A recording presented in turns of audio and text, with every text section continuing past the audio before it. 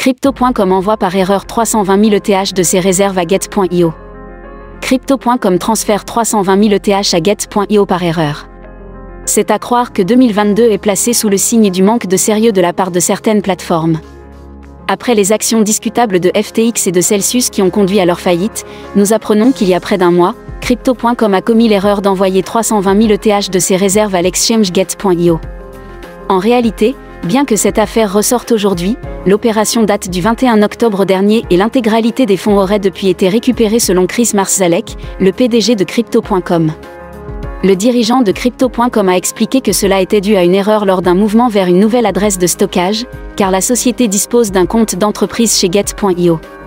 Cette adresse ferait effectivement partie d'une liste blanche de portefeuilles appartenant à la plateforme. Citation, dans ce cas particulier, l'adresse sur liste blanche appartenait à l'un de nos comptes d'entreprise sur un exchange tiers au lieu de notre portefeuille froid. Depuis, nous avons renforcé notre processus et nos systèmes pour mieux gérer ces transferts internes. De son côté, Changpeng Zhao, le PDG de Binance, n'a pas manqué de réagir en estimant qu'il y avait un problème si un exchange bougeait de grandes quantités de crypto-monnaies avant ou après avoir dévoilé son adresse. Jamais 203. Non seulement cette mauvaise manipulation a le mérite d'être soulignée de par le montant en cause, environ 410 millions de dollars au moment des faits, mais aussi parce que c'est la deuxième fois, du moins officiellement, que Crypto.com commet une telle erreur. Et pour cause, l'exchange avait déjà transféré par erreur 10,5 millions de dollars à une utilisatrice en mai 2021.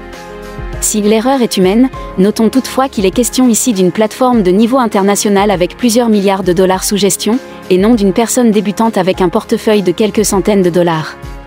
Concernant cette affaire, il n'a pas été officiellement précisé s'il s'agissait de fonds des clients ou d'une trésorerie d'entreprise, bien que l'adresse dont il est question laisse penser que ces ETH appartenaient effectivement aux utilisateurs. Dans une moindre mesure, nous pouvons également nous interroger sur le fait que Crypto.com, qui agit en tiers de confiance auprès des investisseurs, stocke une partie de ses réserves chez un autre tiers de confiance. En effet, en cas de faillite, cela augmente le risque de contagion.